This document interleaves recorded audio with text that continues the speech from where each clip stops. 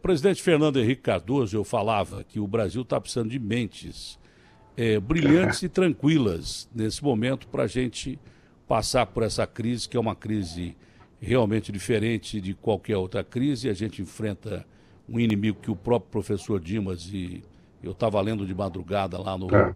no Le Parisien, que um professor que é um dos maiores virologistas do mundo foi infectado pela doença e falou assim: olha, eu achei que era a vingança dos vírus contra mim, que sempre lutei contra os vírus, não é? E esse bicho é o bicho mais inteligente que eu vi até agora. Para vencer esse bicho vai ser difícil. Vem a Organização Mundial de Saúde e diz que nós vamos ter que conviver um tempo com esse bicho, exatamente porque ele tem uma capacidade extrema de mutação maior que a dos outros, ele evita que se consiga uma vacina e até um remédio, não é?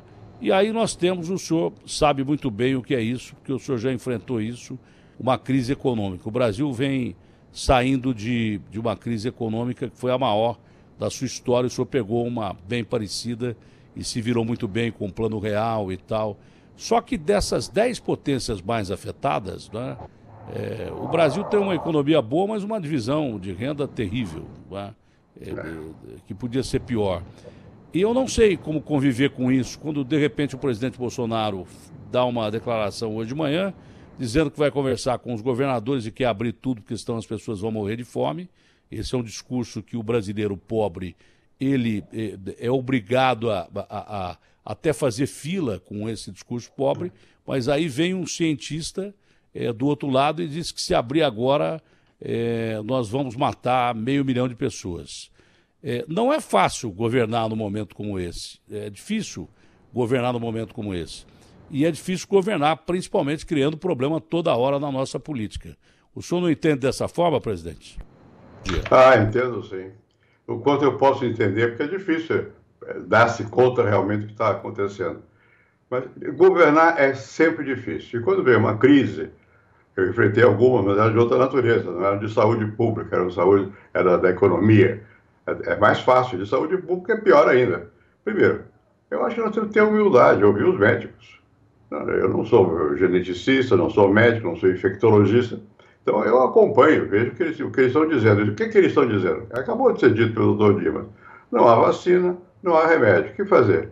Isolamento social. É bom? Para ninguém. Para a economia também não. Mas é o que tem. Então, vamos fazer o máximo isso. Claro que temos sempre que ter expectativa de futuro. Tem que preparar o futuro. O futuro se inventa até certo ponto. Até certo ponto. A partir de condições reais. Né?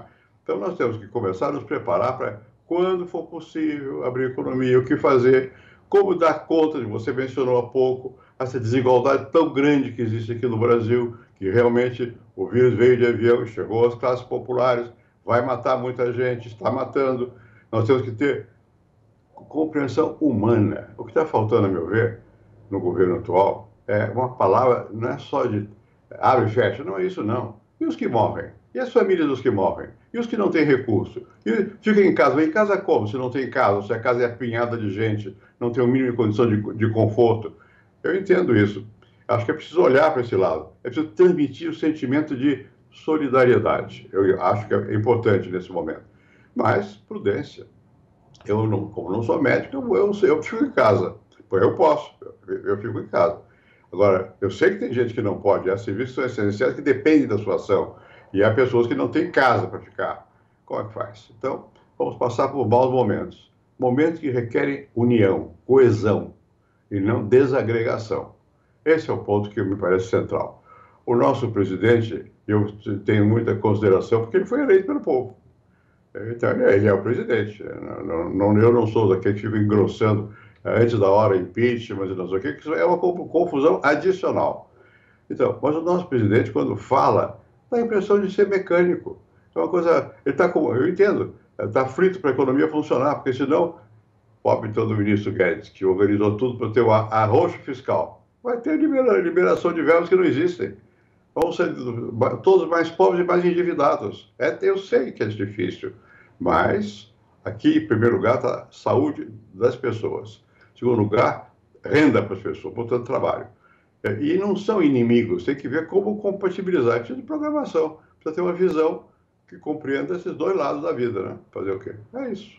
É isso O fazendo. presidente hoje deu um comunicado, fez um comunicado, ele falou à nação, pedindo que os governadores sentem-se com ele e decida-se por uma abertura da economia. Na contramão da história, por exemplo, os cientistas dizem que é impossível fazer hoje isso aqui em São Paulo com a seção da curva. Existe já uma animosidade entre o presidente da República e o governador de São Paulo, que é o estado mais populoso do país, é o estado mais rico do país. Essa animosidade eu tentei fazer um encontro entre os dois, eu no mesmo dia entrevistei os dois. Falei, o governador, o senhor sentaria com o presidente? O governador, não, sentaria com o presidente, sim, claro, para discutir e tal, mas com o pé atrás. O Bolsonaro já é aquele jeito dele, falou, sentaria, mas sentaria com esse cara que usou meu nome para me eleger e não sei o que, já foi logo dando porrada. A gente não sabe até que ponto é possível esse consenso num momento como esse. E a última vez que nós conversamos, que se falava em impeachment por outras causas, o senhor foi visceralmente contra.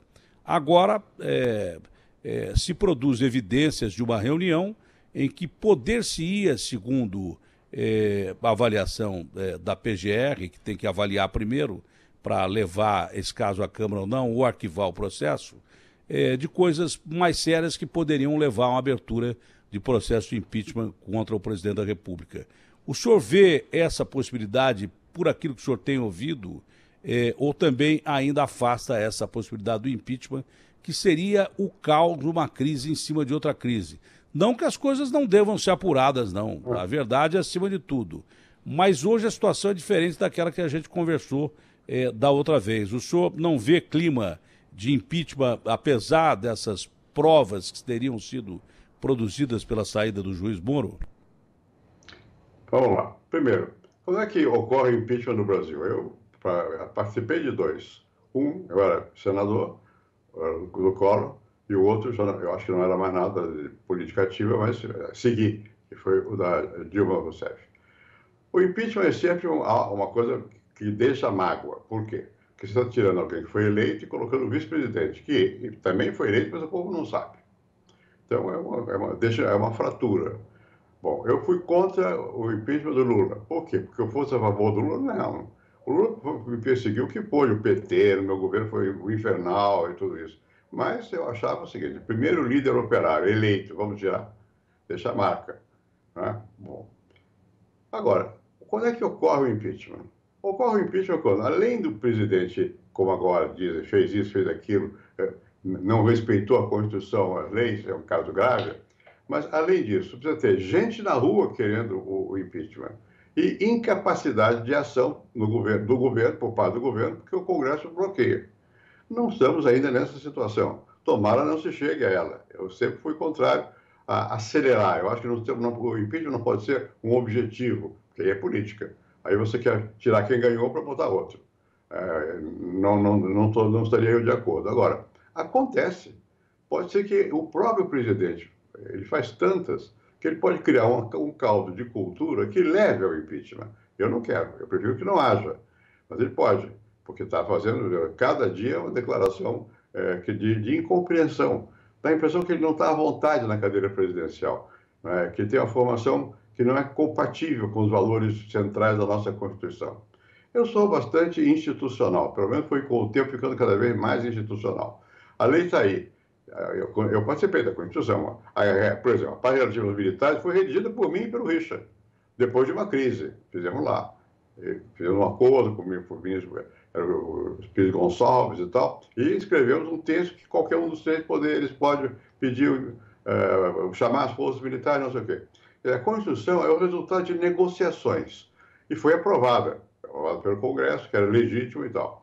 Então, é claro que nem tudo que está lá eu vou ter a conta de muita coisa. E daí? Valeu o que vale o que está escrito lá. Então, eu acho que nós precisamos buscar manter as regras em funcionamento. Não quebrar a regra é sempre ruim, porque pode levar, como já levou no passado, para situações autoritárias. Ora, nós não estamos numa situação autoritária. Nós temos, às vezes, pruridos de autoritarismo. Por exemplo, fazer manifestações diante do quartel-general pedindo o fechamento do Supremo Tribunal. É inaceitável. Eu, se fosse presidente, não iria lá. Bom, mas no dia seguinte o presidente dá uma declaração dizendo o contrário. Ele está procurando contemporizar não sei o quê. Há mais retórica do que atos. No tempo do regime militar, de ditadura aqui, nós tínhamos medo. Eu não acho que hoje se vive uma situação de medo. Eu acho que a mídia, que é muito importante, está livre. Ela não se curvou. É importante que não se curve. Nesse momento, o que é importante é que as instituições continuem funcionando. O Congresso, o Supremo Tribunal, o Executivo, a mídia, enfim, e o povo. E todos respeitem. Às vezes, quando falta um dos poderes, a ação, o que acontece? Os outros sobem. Então você tem mais visibilidade. Houve tempo que não se fala, só se falava nome de general, ninguém falava de nome de ministro Supremo. Agora se fala de ministro Supremo também. Bom, não pode falar demais.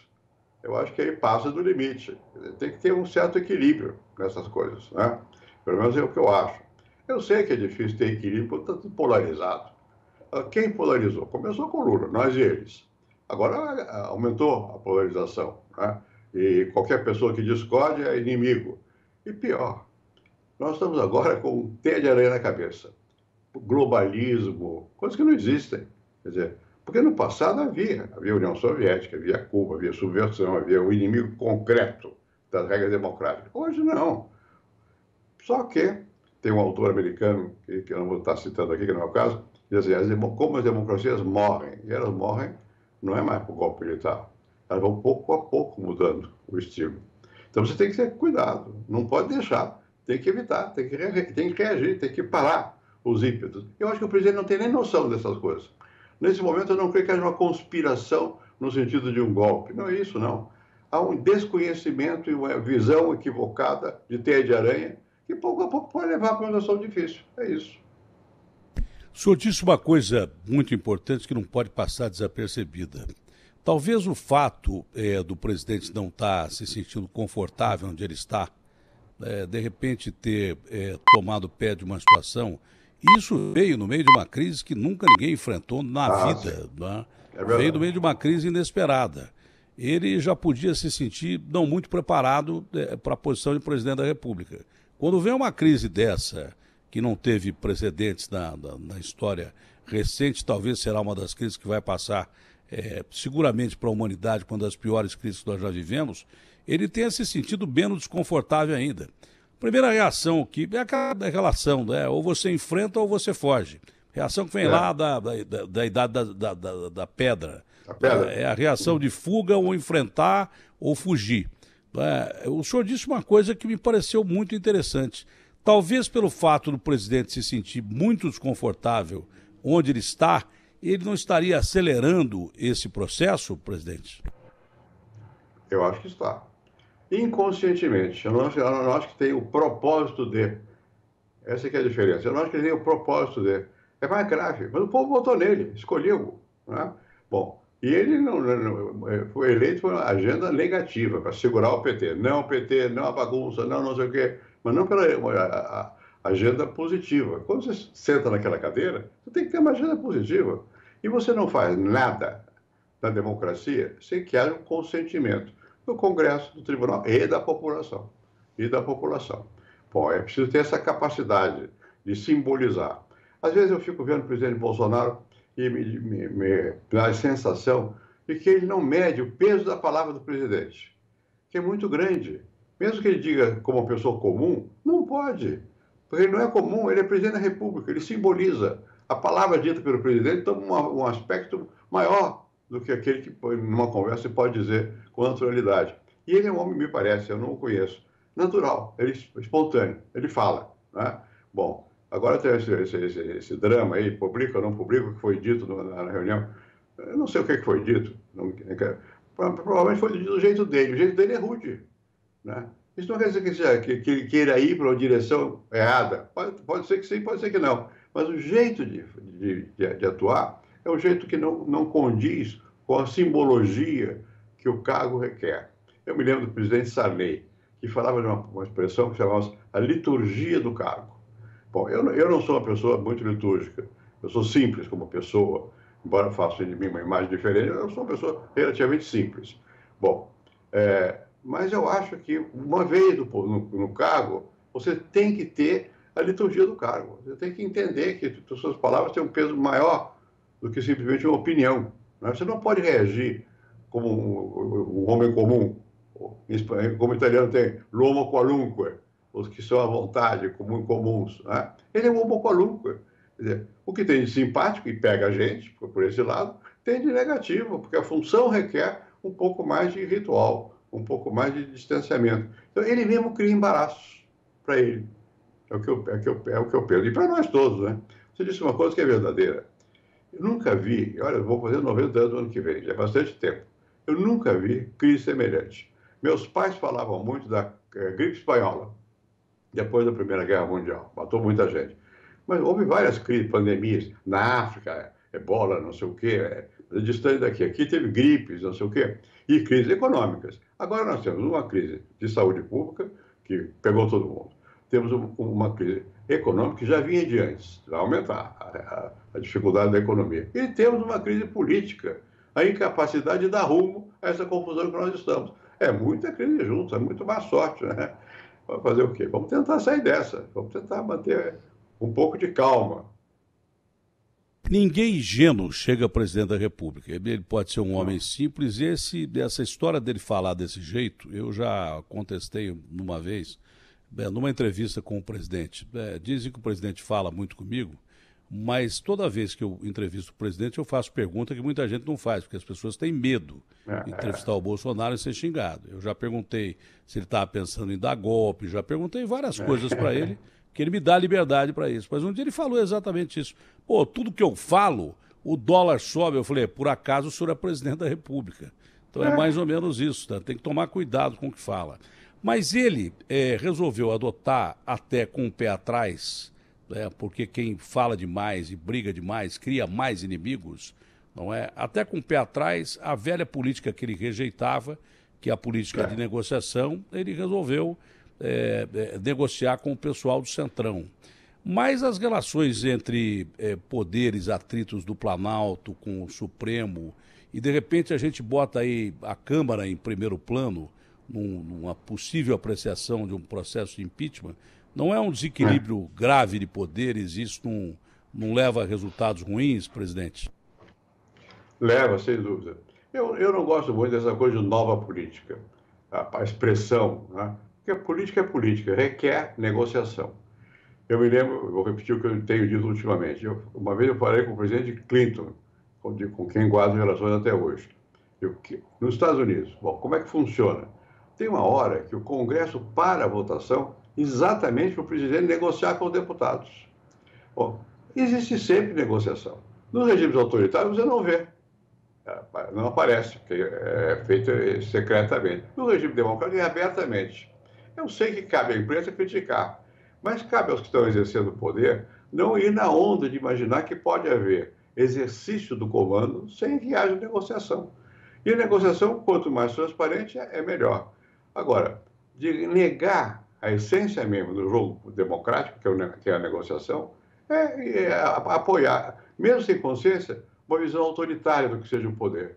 O poder requer que haja compreensão. E num país como o nosso, que é diverso, que tem muitos interesses contraditórios, qual é a função do presidente? É simbólica.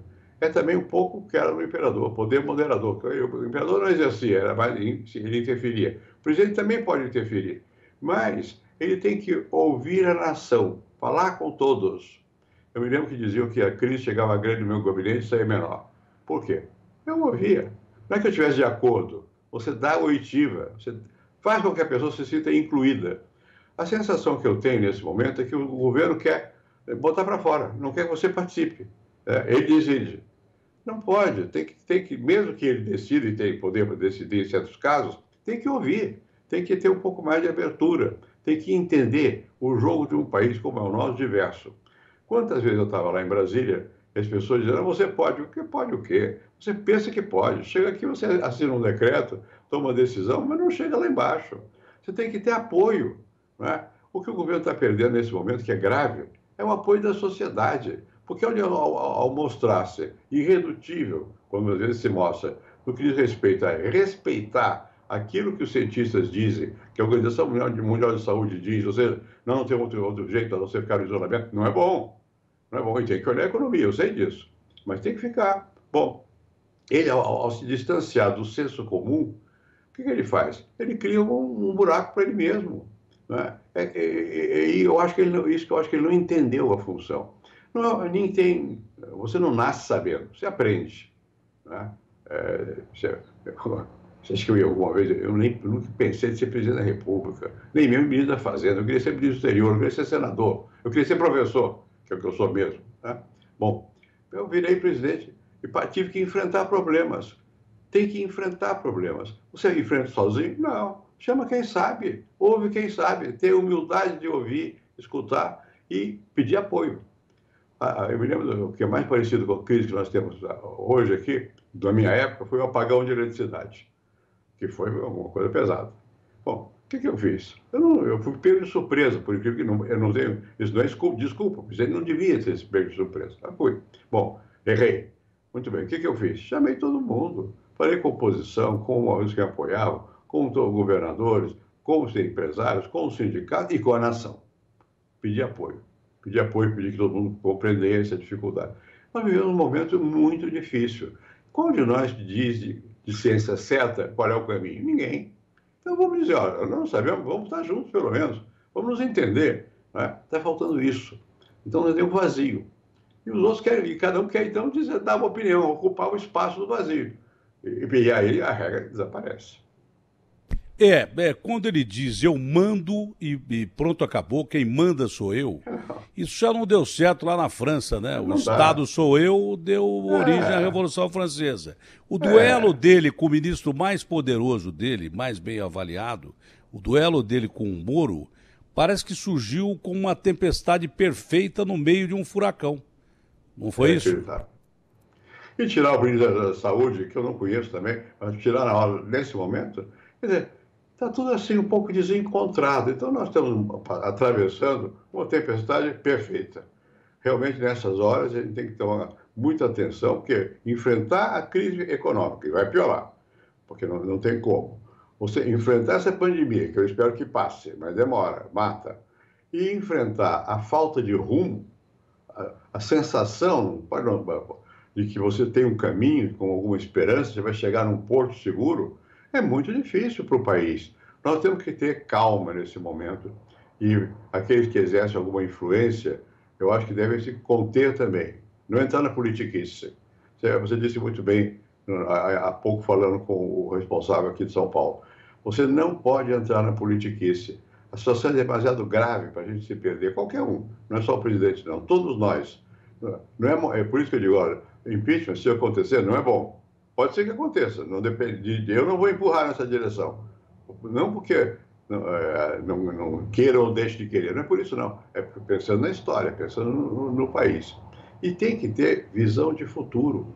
A diferença entre o homem comum e o homem que está no comando com alguma noção é que ele tem visão do futuro e transmite uma crença ao país. Nós temos que transmitir uma crença realista, não pode ser uma crença pura, com um pouco de utopia, mas não pode ser puramente utópica. E não pode ser, eu quero o que eu quero, eu sou presidente, então eu mando, não manda nada, ninguém manda.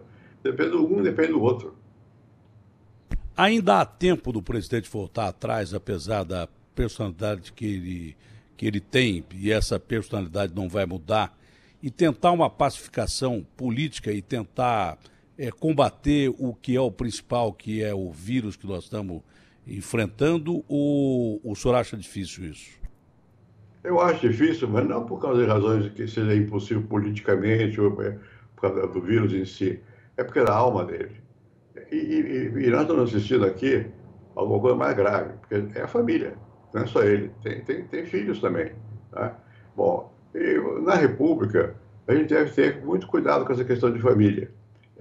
Os filhos pesam no coração de cada um, mas não pode estar influenciando abertamente. No caso, os filhos dele têm titularidade, que foram eleitos também, então podem opinar. Né? Bom, mas parece que criaram, agora inventaram que existe um gabinete do ódio, do mal, uma coisa assim. É grave isso. Existe ou não existe? A sensação de existir isso é muito grave. Né? Bom, porque amedronta, porque e tal. Então, você pergunta se ele pode recuperar. Eu acredito que em política sempre é possível recuperação, mas é difícil. E a dificuldade não é dos outros, é própria. Né? Ele está demonstrando pouca capacidade de entender o momento, de expressar. O presidente, quer ou não quer, ele simboliza a nação. Eu vou repetir o que eu disse ontem. O Mário Soares, que foi meu amigo, presidente de Portugal, o Mário Soares, quando foi eleito presidente, eu fui lá, ele rasgou publicamente a cadernetinha dele de membro da Internacional Socialista. Por quê? Para significar que o presidente não é partidário. O presidente não pode ter facção. Ele tem um partido. Eu tinha um partido. Todo mundo tem partido. Né? Ou todo mundo. Pode ter partido. Na democracia representativa vive de partidos. Você não pode atuar esquecendo que você representa o conjunto. Mesmo aqueles que votaram contra você, você quando atua, você afeta os que votaram contra você. Você tem que tomá-los em consideração. Né? E isso falta na alma dele. É uma questão difícil de sanar, porque é na alma. O senhor já enfrentou uma das maiores crises econômicas da história. Tá? E graças ao senhor e à sua equipe, porque o senhor ouviu pessoas corretas, a gente começou a sair daquela crise, onde, graças a Deus, há uma perspectiva para o Brasil hoje. Hoje a gente não tem mais dívida externa. Então, nós estamos rapando o tacho para salvar o povo e vamos ter uma dívida pública. Só que antes da pandemia, nós temos 138 bilhões, acho que era a perspectiva do déficit público. Já estamos em 600 ou 700. Vai ser uma encrenca grande, não, presidente? Apesar do principal, que é a perda de vidas, também é a recuperação da economia, principalmente porque o mundo inteiro vai estar mergulhado numa crise enorme, não? Eu concordo. Eu acho que nós estamos endividando os próximos anos, né? Não é um ano só, não. Os próximos anos, né? A dívida pública vai aumentar muito. E mesmo que o ministro Guedes tenha chegado com o propósito de botar ordem nas finanças públicas, diante da realidade não vai pôr ordem nenhuma. Vai ter que soltar mais dinheiro, já está soltando. E o Congresso também vai querer isso. E todos vão precisar disso, né? Então isso vai ser um problema grave. E vai precisar, por isso mesmo, de coesão. Você se referiu ao fato que nós enfrentamos momentos difíceis, havia muita oscilação interna no câmbio também, mas eu tinha o Pedro Malan, eu tinha o Gustavo Franco, eu tinha o Pedro Parente, quer dizer, eu tinha gente que foi se capacitando e já tinha formação, e eu escutava, eu tinha algum treinamento de economia, eu trabalhei na CEPAL, trabalhei com o Preves, mas eu não sou economista, eu nunca deixei de ouvir os economistas nessas horas, né? Bom, eu não pretendia ser dono da verdade. Escutava. Eu era ministro da Fazenda, quando fizemos o Plano Real, o presidente Itamar não sabia nada de economia, muito menos do que eu. Né? E ele tinha impulso também. No começo, cada impulso que ele tinha, a bolsa oscilava. Depois ele mesmo percebeu, ele era inteligente e tinha visão política, né? E que era melhor passar mais poder para quem pudesse resolver as questões, e foi dando poder ao grupo da economia, que no começo ele não gostava também. Porque todo presidente chega lá quer fazer coisas, não quer simplesmente apertar, diminuir salário, não quer fazer coisas. Mas a situação às vezes impõe o contrário, impõe que você tenha um certo rigor. A situação atual é de estarmos tateando, porque o presidente fala o que passa na cabeça dele num dado momento. Né? E os outros ministros ficam aturdidos ali. Né? Veja agora o ministro da Saúde, nesse momento. O presidente quer que reabertura logo. O outro vai lá, quando está no governo, diz, não dá para fazer logo, porque logo é matar muita gente. Né? Então, aqui não são escolhas muito cruéis, não são só difíceis politicamente, como são cruéis. Né? E a gente tem que ter, eu acho, o primeiro sentido é humano. Quer dizer, você tem que diminuir o número de mortos. A economia é muito importante, mas ela vem depois, vem em seguida. E vem em seguida por quê? Porque ela também ajuda as pessoas a terem condições para sobreviver e sair da crise de sanidade. Portanto, não pode descuidar da economia.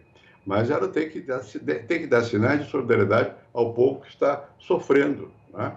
Bom, então eu acho que isso é um problema que é difícil de superar, porque a pessoa dá a sensação, eu espero sinceramente, que ele perceba as coisas e não fique vendo inimigos onde não tem. Né? Eu nem presto atenção quando ele, eventualmente, quando ele era presidente, queria me fuzilar um dia. Eu nem sei por quê. Razão corporativa, qualquer coisa desse tipo assim. Isso para mim dá no mesmo, não tem? Já passou. Mas é preciso que ele dê sinais, não é a mim, ao povo, de que ele vai ser consequente, vai ajudar o povo a sair do buraco, e nós não sabemos. Você falou da crise econômica. O que vem pela frente? Vem dívida. No começo ela é interna. Mas chega um momento que as pessoas ou não têm dinheiro, dizem, não, eu não vou dar mais. Paro. E aí, como é que você faz? Emite moeda? Como é que faz? Quando a dívida é externa, é mais grave ainda, porque você tem que entrar com FMI e tal. Nós vamos acabar, não o Brasil necessariamente, mas o mundo vai precisar do FMI, do Banco Mundial, da solidariedade global. E nós estamos num momento ao contrário, que as pessoas... America first, primeiro América. Está bem, para quem é presidente, primeiro é seu país, mas os outros existem. Nós vamos sair de um mundo de americana para um mundo em que os chineses vão competir. E os chineses, ainda que seja por interesse político e não sinceramente, eu não vou julgar, eles estão dizendo, não, deixa que eu ajudo, deixa que eu ajudo. E nós vamos todos precisar de ajuda. E vamos precisar, é preciso refazer os organismos internacionais? Também é preciso, mas não acabar com eles. Não ir de novo para uma situação em que o egoísmo nacional prevalece sobre tudo. Não pode. Aqui também. Nós temos que ir para um mundo em que as pessoas não é o egoísmo do Estado, o egoísmo da economia, o egoísmo da saúde, tem que haver uma composição. Isso é política.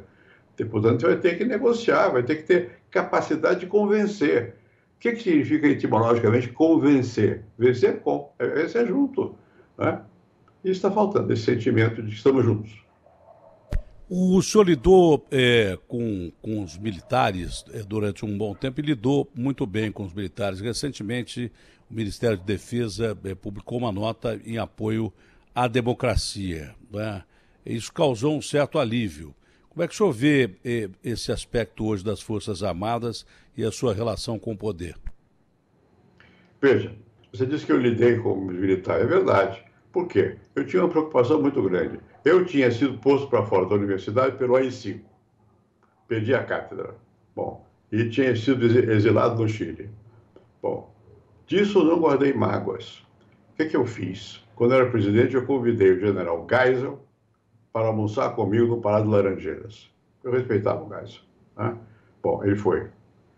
Para dar um sinal ao país, olha, aquilo foi no passado. As coisas mudaram, andaram. Bem, os militares de lá para cá mudaram bastante. Por que mudaram bastante? Porque eles hoje são mais profissionalizados. A minha mulher, que já faleceu, a primeira, a Ruth, é paulista. E como paulista, tem dificuldade em entender o papel das grandes instituições nacionais. Porque não sente a presença deles, militar, magistrados, essas coisas todas. Bom, eu venho de uma família de militares. Eu tinha um certo conhecimento. A Ruth foi lá dar uma aula, sei lá o quê, em Agulhas Negras. Bom, ela voltou encantada, porque ela percebeu que eles tinham mudado o treinamento, a formação. Hoje, os militares têm não só um treinamento melhor, mais profissionalizado, como eles têm uma grande vantagem que nem todos os políticos têm. Eles andam pelo Brasil, eles têm contato com a realidade. Isso é muito importante. Eu sou sociólogo de campo, eu comecei a vida fazendo pesquisa sobre negro e preconceito racial, no sul do Brasil. O Florestan Fernandes e o Roger Bastide. Então, eu fui obrigado a ver. O Brasil não vê tanto o efeito da desigualdade, não vê. Mesmo que conviva, é como se não existisse. Né? E assim, muitos problemas. Os militares, pela função de andar pelo Brasil, preocupados com a fronteira, não sei o quê, são obrigados a ver. Eles têm contato maior. Bom, como eles agora têm uma capacitação profissional maior, e passaram a acreditar que eles são um poder de Estado, respeito à instituição, à Constituição, e não um governo, não entram mais na política. No passado, meu pai era general, no tempo do meu pai, do meu avô, era um tempo que o Exército era um partido político, se dividiam. O risco maior agora é eles se dividirem. Tomara não. Tomara eles continuem mantendo a função de guardiões da Constituição, da ordem democrática. Tem uma coisa que é inerente à formação militar. Desordem eles não conseguem aceitar. Quando a coisa começa a desabar, aí eles entram. Eu não quero que isso aconteça. A responsabilidade é dos civis, dos políticos, da liderança. Apesar de tudo, a liderança é sempre indispensável. Mesmo na sociedade como a nossa, que é uma sociedade que não tem internet, cada pessoa opina, essas redes que se formam. precisa de pontos de referência. O que está faltando nesse momento é voz de quem pode dar um caminho. Se de repente houver uma voz militar e o povo correr para eles, não é bom para as Forças Armadas, porque eles vão gostar. Né? Não é bom. Mas, às vezes, isso acontece, porque são levados a, porque eles não aceitam desordem. Tá? Eu não quero defendê-lo, não. Eu acho que é preciso que a gente os contenha também, cada macaco em seu galho. Tudo bem. Mas é preciso que aqueles que têm responsabilidade atuem, né? Atuem dentro da Constituição. Eu acho que defender a Constituição agora é fundamental.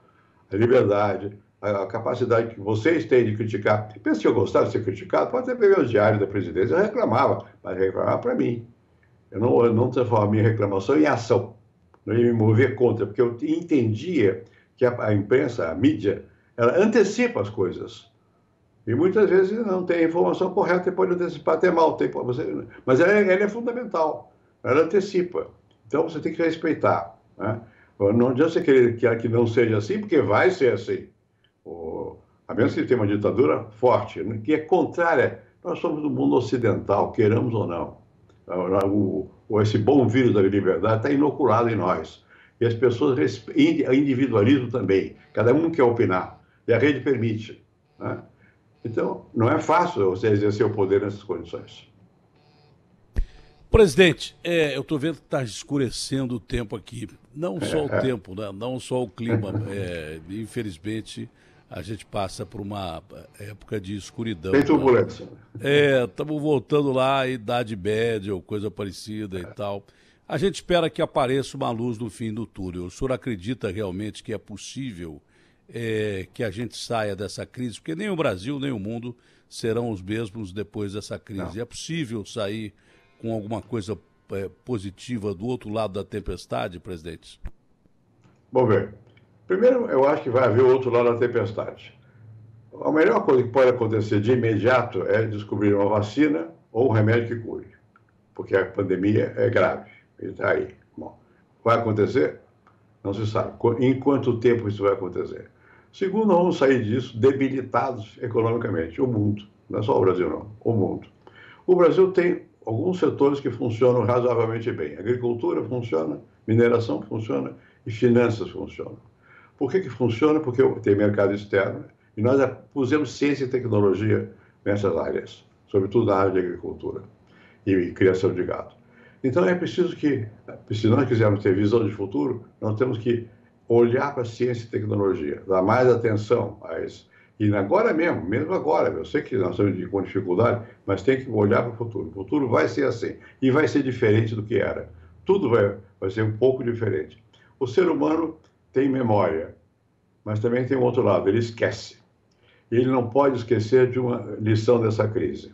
É que ela é pior quando a desigualdade é grande. E aqui no Brasil a desigualdade é grande. Então eu espero que para sair da crise nós tenhamos a capacidade de, ao mesmo tempo que vamos fazer crescer a economia, distribuir mais a renda. Fácil falar e dificílimo de fazer. Dificílimo, eu sei disso. Eu não sou iluso, eu acho que qualquer pessoa que não tem um sentido de realidade não pode chegar ao poder, não chega, e quando chega faz bobagem, precisa ter noção da realidade, mas ao mesmo tempo tem que ter crença, tem que ter alguma esperança, senão você não anda. A esperança, às vezes, você é contra o que está acontecendo e propõe uma outra coisa. Isso vai acontecer. Eu acho que chegou a hora em que a liderança que virá pela frente, o Bolsonaro deu um não às antigas lideranças, mas agora alguém vai ter que dizer um sim. O que é a nova liderança? Não é só a questão de juventude que é importante, eu acho que tem que passar o bastão, é importante que as pessoas não imaginem que elas podem se perpetuar no poder, porque não podem, elas também vão ser comidas pelos maus hábitos e pelos bons, mas também pelos maus. Então, é uma nova liderança. Eu vejo que há novos líderes começando a aparecer por aí, e esse vai ser o momento. Não é agora. Agora vamos estar todos obcecados pela pandemia e a crise econômica, mas para a eleição, que eu espero que ocorra daqui a 2 anos. Eu pessoalmente, que tenho pouca vigência efetiva no comando político, eu tenho noção do meu papel, que não é de estar na linha de batalha eleitoral e partidária.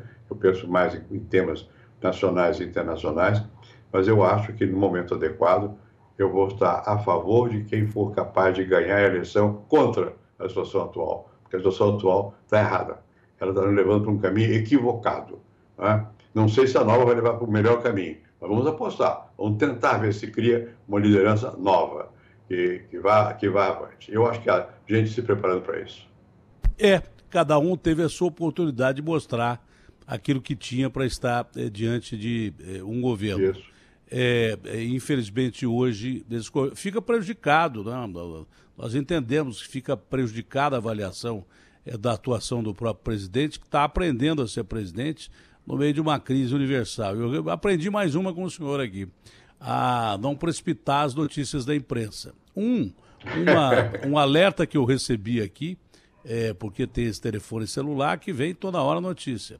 Um alerta iria jogar mais fogo, apagar fogo com gasolina nessa nossa discussão sobre o impeachment. Esse eu vou desprezar. Mas o alerta econômico, o senhor que mexeu com o câmbio durante muito tempo, era fator principal durante aquela crise econômica, o dólar acaba de bater R$ 5,96. R$ 5,96. Aí, de fato, é um problemão, né, presidente? É muito grave. É muito grave. Eu não sou economista, não vou dar palpite.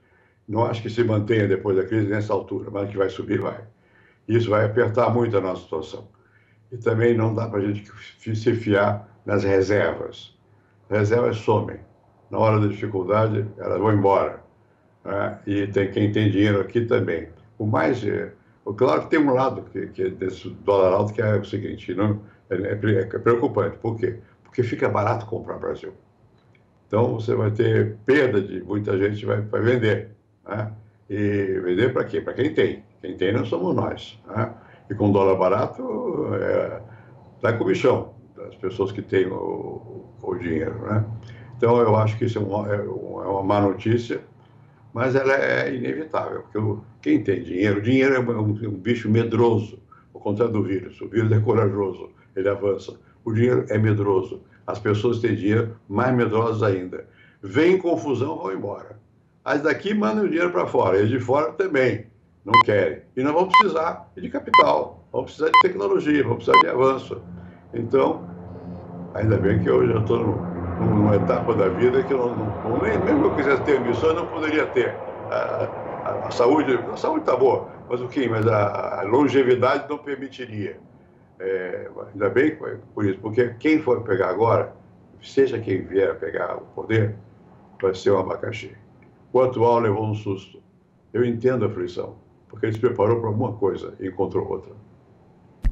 Presidente, muito obrigado mais uma vez por essa conversa muito bacana e pela aula. Sempre que eu converso com o senhor, eu aprendo um pouquinho mais. Tenha um ótimo dia e que Deus nos proteja, presidente. Amém, que assim seja. Abraço grande.